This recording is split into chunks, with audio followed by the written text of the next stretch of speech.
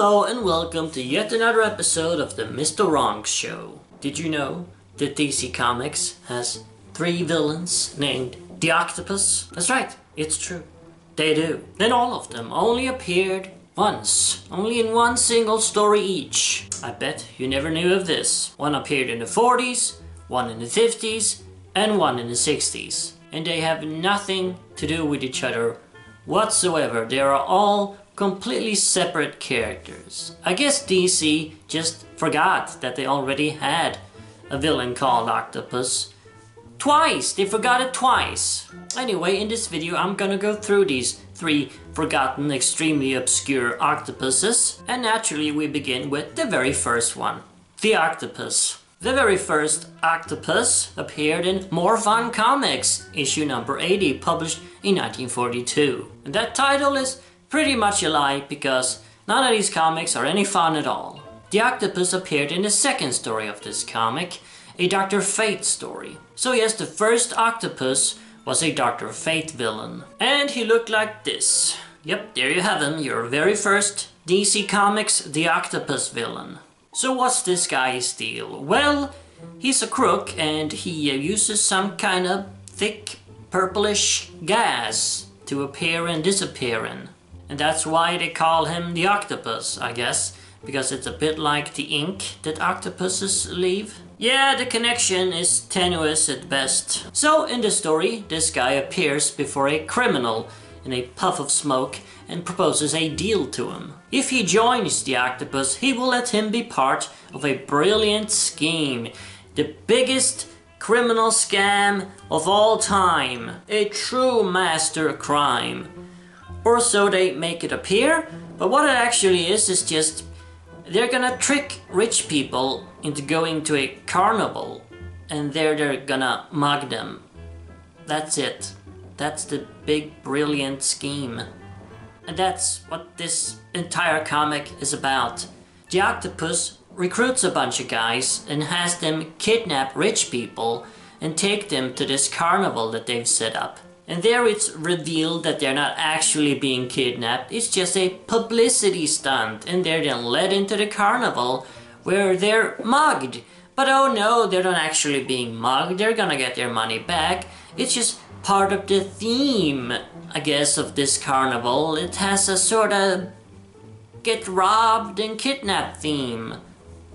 And these suckers buy it. They just go along with it. Oh, okay. Oh, no, that's fine. Yeah, this sounds like fun. Let's pretend to be kidnapped and mugged and just walk around in this carnival. Although it's pretty obvious we're actually being kidnapped and mugged. I don't know. I mean, how did these people get so rich? Because they're obviously the dumbest people that ever existed. And while in the carnival, they get mugged again by these pickpockets that the Octopus have hired. And then they go to these various stands and pay for them, where obviously they're also giving away their money. And why do they have all this money anyway? Didn't they just get mugged when they entered the carnival? How many wallets do these rich people have? They're getting mugged and robbed repeatedly in this carnival. And naturally, the Octopus's crew accidentally pick up Dr. Fate in his civilian guise, Kent Nelson, and his wife or fiancée or whatever she is, Inza. And yeah, having kidnapped Dr. Fate, their little scam is obviously busted up. And that was all we ever saw of DC's original The Octopus. We never found out his true name or really anything about him except that he's a criminal and he uses this gas, which does have a scientific explanation, although it doesn't really make any sense, so he doesn't have any powers. However, it's never explained whatsoever why he looks like a green alien. He just does, I guess. And nobody even makes any remarks about it in the story. Nobody seems to even notice that this guy is a green alien. 11 years later, DC Comics had completely forgotten that they already had a villain called the Octopus, so they created yet another one in 1953, who appeared in World's Finest Comics, issue 67. And this is the guy. Yeah, as you can see, he's fully decked out in a octopus costume. Yay!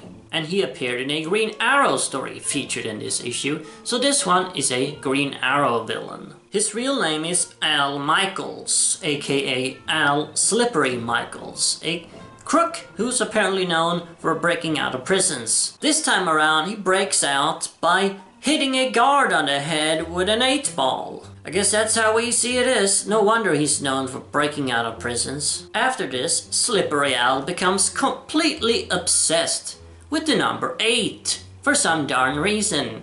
He escaped with an 8-ball, and it was on the 8th of August, the 8th month of the year, and he occupied cell number 8, and he escaped with 7 other men, meaning they were 8. So Slippery Al gets it in his head that the only reason they managed to escape was because of the number 8, and that is now their lucky number, he says. And that's why he's decked out in an octopus costume, because as we all know, octopuses have 8 arms.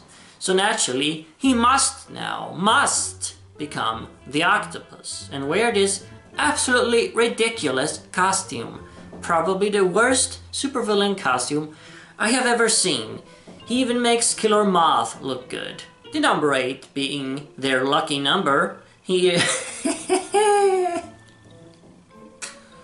number 8 being their lucky number, this crew naturally must now base all of their crimes around the number 8. That's right, this guy becomes a sorta poor man's Two-Face, a villain obsessed with the number 8, and basing all of his crimes on the number 8. For some reason, he also lets his pet octopus, that's right, he has a pet octopus named Octavius. He apparently really planned for this. He has his pet octopus Octavius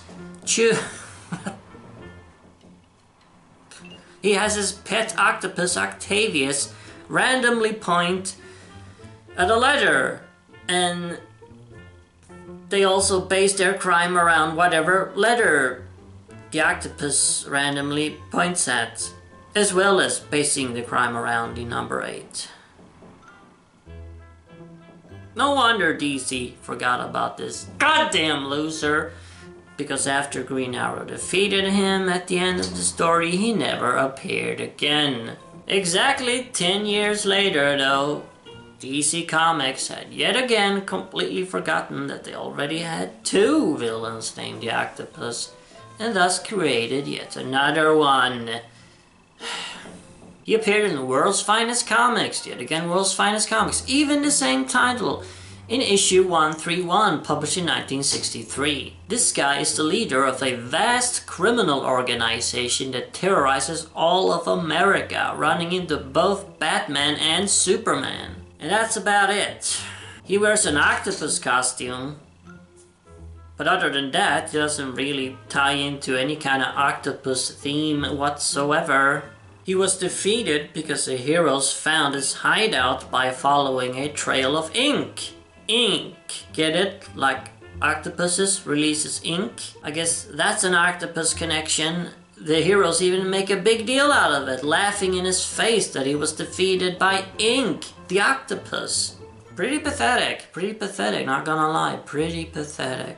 So what do you think about these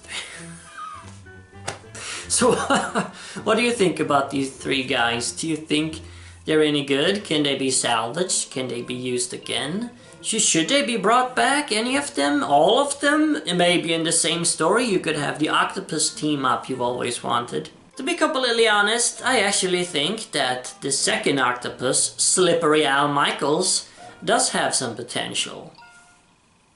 I mean, he's the only one with something going on for him. The first one is just some guy who looks like a bald green alien, and he has puffs of smoke, and there's nothing to him, nothing. And then the third guy is even more nothing to him. It's just a master criminal leading a criminal organization, and he just happens to wear an octopus costume for no reason whatsoever. He's the most generic character in the history of comic books. But the second one, Slippery Al, he's got themes going on. He's unique, he's kinda quirky, everything. He even has an eye-catching, albeit incredibly stupid, costume. I mean, yeah, we got Two-Face with his 2 theme, but why can't we have a villain with an 8 theme? I mean, we can't allow Two-Face to corner the number racket. Besides, Two-Face doesn't really use the 2 theme basing crimes around the number 2 all that much anymore anyway. That's kinda dead by now. So why not use this idiot who can commit 8 themed crimes? You could have him as a sorta joke villain. Or, you know, he doesn't have to be a joke, but he can be a more light-hearted, campy villain who still actually poses a threat to the hero. And yes, for God's sake, if you do bring him back, keep him as a Green Arrow villain, because he doesn't have a rogues gallery at all, barely. Green Arrow needs more villains, as I've talked about so many times on this channel, so why not dig up this guy? You can use him for campier Green Arrow stories. The story that he did appear in didn't really utilize him all that well. I mean, the 8 themed crimes they pulled off were pretty stupid and uncreative, like they were robbing a performance of an ice show, and the goons were hiding under the ice somehow, or inside the ice. I mean, the ice looks pretty solid. And they then emerge from under the ice by cutting a hole shaped in the shape of an 8. That's how that crime was 8 themed, because they emerged from a hole shaped like an 8. The crime itself, the place they were robbing and the things they were taking, had nothing to do with the number 8. So yeah, pretty bad, pretty uncreative. You can do a lot better. You can do a lot more creative and fun 8 themed crimes than that. So why not do that? Give the guy another chance. Give this 8 themed lunatic another chance. Why not? And about his costume, his awful, absolutely awful costume, I wouldn't mind if you used it again, just to fit with the campy tone you would be going with the character. Anyway, and there you have it. Those are DC Comics' 3 The Octopus villains. I bet you didn't even know they had 1 The Octopus villain. Now you know they have 3. And they have nothing to do with each other whatsoever. And of course, as always, remember, Arkham Asylum awaits you in the next video.